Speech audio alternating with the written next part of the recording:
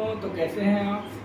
उम्मीद है सब बढ़िया, स्वस्थ मस्त होंगे। तो बच्चों, आज हम आपके समझ यूपी बोर्ड परीक्षा के लिए मोस्ट इम्पोर्टेंट टॉपिक लेके आए हैं, गॉस के नियम से कूलाम के नियम का नियमन। जैसे कि कल हमने पढ़ा था गॉस प्रमेय का नियमन किया था हमने, आज गॉस प्रमेय की सहायता से हम कूलाम के नियम का नियमन करेंगे। तो कूलाम के नियम का नियमन करने के लिए क्या करते हैं, एक बंद पृष्ठ गॉसियन पृष्ठ की कल्पना करते हैं और इसके केंद्र बिंदु O पर प्लस Q आगे से R दूरी पर एक बिंदु P लेते हैं।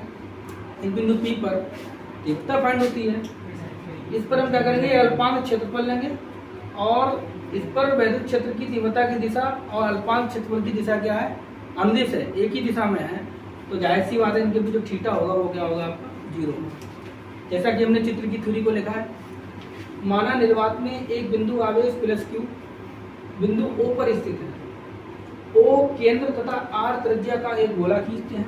गोला खींचा हमने, गोला खींचा, गॉसियन पृष्ठ बन गया जो गोलीय पृष्ठ की तरह कार्य करेगा।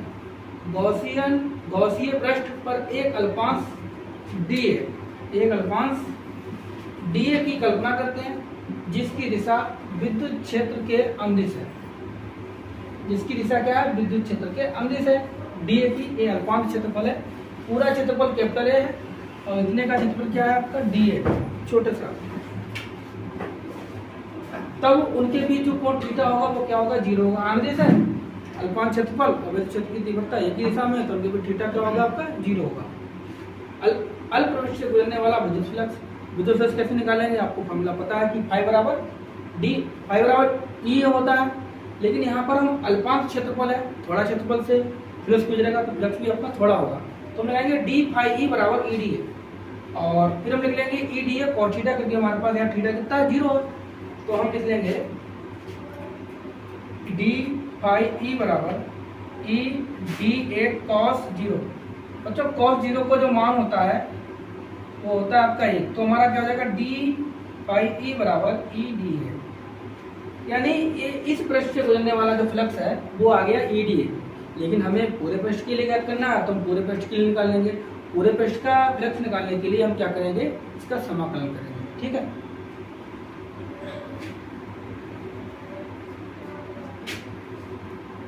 तो हम लिखेंगे संपूर्ण पृष्ठ के लिए,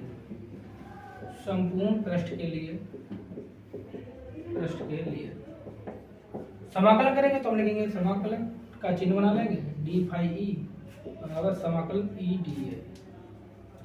इसका समाकलन होगा तो हो जाएगा आपका फाई, और इसका समाकलन करेंगे तो E बाहर ले लेंगे और dA क्या है, गोले का अल्पांश का क्षेत्रफल है।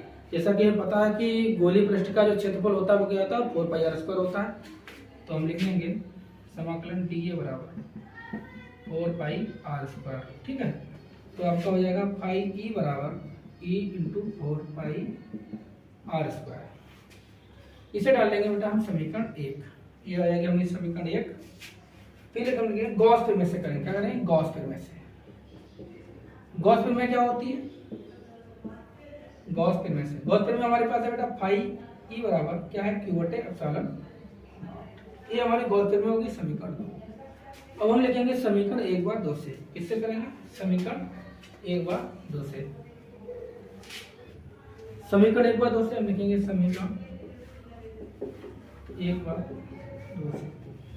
हमारा हो जाएगा, एक तरफ फाई के लिए लिख देंगे हम E गुणे 4πr², एक तरफ लिख लेंगे Q/ε0।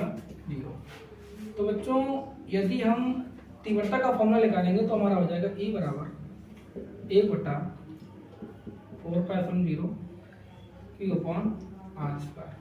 तो ये हमारा तीव्रता का फॉर्मूला निकला है, इसे डालेंगे हम समीकरण 3। क्या डालेंगे, समीकरण 3। यदि हमें निकालना है कूलाम का नियम, और कूलाम के नियम ज्ञात करने के लिए क्या होता है, एक हमारे पर बिंदु आवेश होता है और एक हम लेते हैं टेस्ट चार्ज यानी परीक्षण आवेश। वो परीक्षण आवेश हम यहाँ ले लेंगे, यहाँ पर हमारा हो जाएगा Q0। क्या हो जाएगा, Q0। तो हम लिखेंगे यदि बिंदु P पर एक अन्य बिंदु आवेश Q0 रखें तो इस पर लगने वाला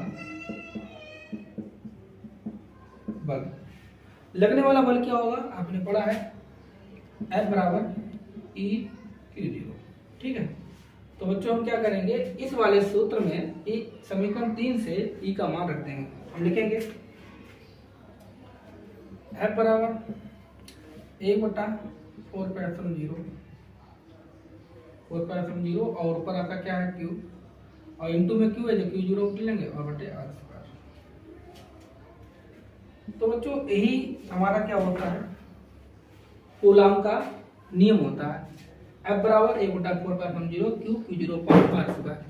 तो इस प्रकार लिख देंगे, यही कूलाम का नियम है, कूलाम का नियम है। इसका मात्रक बेटा क्या हो जाएगा, न्यूटन, मात्रक हो जाएगा आपका न्यूटन, ठीक है। अगले टॉपिक की बात करते हैं। अगला टॉपिक हमारा है अनंत लंबाई के एक समान सीधे आवेशित सीधे तार के निकट विद्युत क्षेत्र की तीव्रता। ये टॉपिक भी बहुत ही इंपॉर्टेंट है, हर वर्ष आते हैं, अपने यहाँ नहीं किसी दूसरे जिले में आते हैं, तो इम्पोर्टेंट टॉपिक है। जैसे कि इसमें हम क्या करते हैं, एक लंबा तार लेते हैं, सीधा लंबा तार अनंत लंबाई का होता है। इस पर धनावेश जो होता है आवेश समान रूप से फैला हुआ होता है। लेकिन हम गॉस प्रमेय का प्रयोग करके एक सीधे लंबे तार की तीव्रता ज्ञात करेंगे, तो उसके लिए हमें गॉसियन पृष्ठ की कल्पना करनी पड़ी, मतलब एक बंद पृष्ठ की कल्पना करनी पड़ी। तो उसके लिए हम एक बेलनाकार पथ की कल्पना कर लेते हैं। इसमें इसके प्रश्न है 3, क्या है, हम लिखेंगे माना अनंत लंबाई के एक सीधे तार पर आवेश एक समान रूप से फैला है, जिसका रेखीय आवेश घनत्व लेम्डा है। इस आवेशित तार से r दूरी पर एक बिंदु P है, r दूरी पर एक बिंदु P है। इस बिंदु P पर हमें क्या करनी है, विद्युत क्षेत्र की तीव्रता ज्ञात करनी है। इसमें क्या होता है, 3 पृष्ठों का निर्माण होता है। जैसे पहला पृष्ठ हमारा होगा S1, ये समतल वृत्तीय पृष्ठ है, ये आपका वक्र पृष्ठ है S3, और समतल वृत्तीय पृष्ठ S2 ये क्या है, समतल वृत्तीय पृष्ठ है। मतलब S1 और S2 हमारे जो समतल वृत्तीय पृष्ठ है, और S3 क्या है आपका वक्र पृष्ठ है, ठीक है। तो बच्चों बिंदु P पर विद्युत क्षेत्र की तीव्रता ज्ञात करनी है। यहाँ पर अल्पांश क्षेत्रफल जो है वो D है, उसकी दिशा, और विद्युत क्षेत्र की तीव्रता की दिशा क्या है, अमदिश है, एक ही तरफ है, एक ही अमदिश है। तो यहाँ पर थीटा कितना ले लेंगे हम, 0 ले लेंगे। अब यहाँ पर विद्युत क्षेत्र की तीव्रता इस तरफ है, और अल्पांश क्षेत्रफल की तीव्रता क्या है, दिशा ऊपर की ओर D है। तो यहाँ पर देखिए, अगर इनके बीच कोण देखें तो क्या होगा, थीटा बराबर आपका कितना होगा, 90 अंश का होगा। इधर भी आपकी विद्युत क्षेत्र की तीव्रता की डायरेक्शन इधर है, और अल्पांश क्षेत्रफल की दिशा डी क्या नीचे की ओर। तो यहाँ पर भी थीटा हमारा कितना बन रहा है, 90 अंश का बन रहा है, ठीक है बच्चों। तो आगे देखते हैं, लिखेंगे माना तार पर आवेश, माना तार पर आवेश क्या है, क्यू है, तार पर आवेश बराबर क्यू, तार की लंबाई बराबर एल। माना तार की लंबाई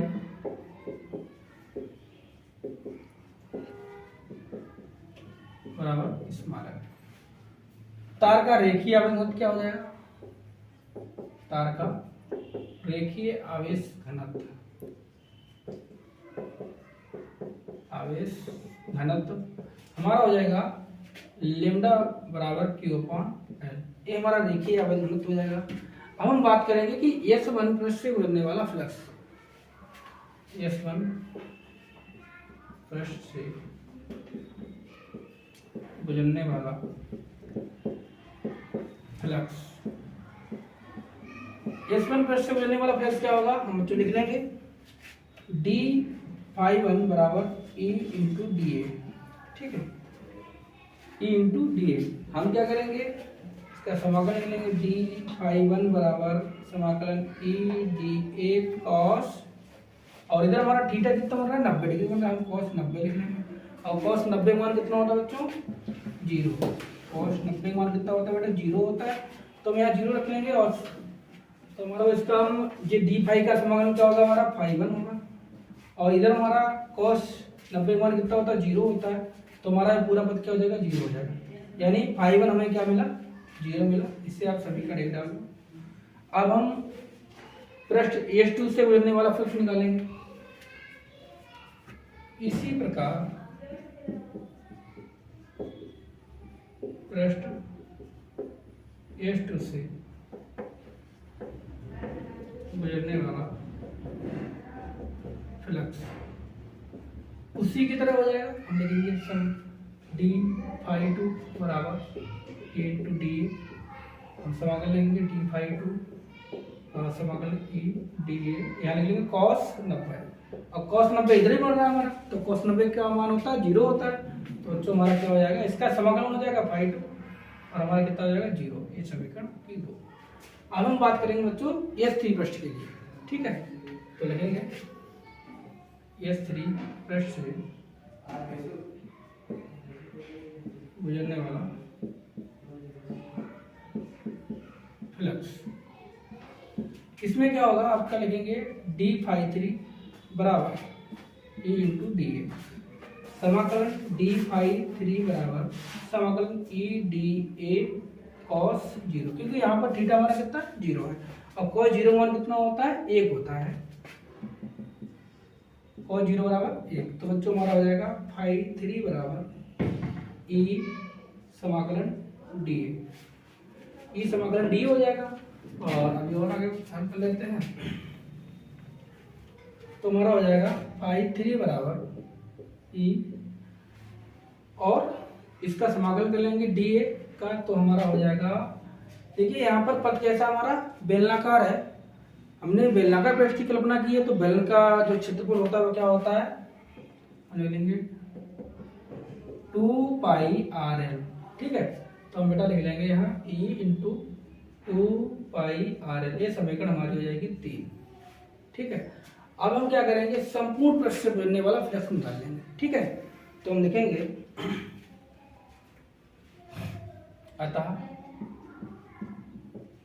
संपूर्ण पृष्ठ से गुजरने वाला फ्लक्स, संपूर्ण पृष्ठ से गुजरने वाला फ्लक्स हमारा हो जाएगा फाई बराबर फाई 1 प्लस फाई 2 प्लस के फाई 3, मान रख देंगे, जैसा कि हमें फाई 1 मिला था 0 और फाई 2 भी मिला 0, फाई 3 मिला हमें E into 2 pi R L, ठीक है। तो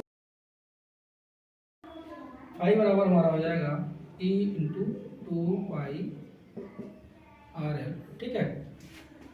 तो बच्चों अब हमें ये मान मिल गया और इसको हम डालेंगे समीकरण 3, इधर होगी हमारी 4, समीकरण कौन सी हो जाएगी 4।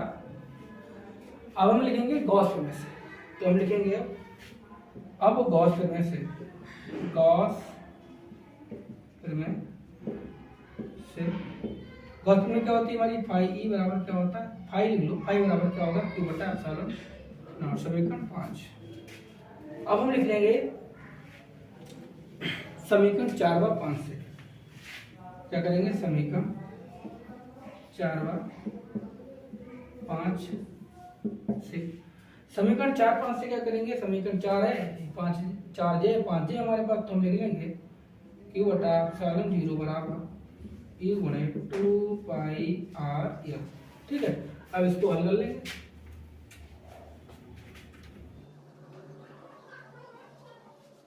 तो इसको हल कर लेंगे, इसका क्रॉस मल्टीप्लाई कर देंगे, क्यू बराबर हमारा हो जाएगा ई गुणे 2 पाई आर एल गुणे एप्सिलॉन नॉट।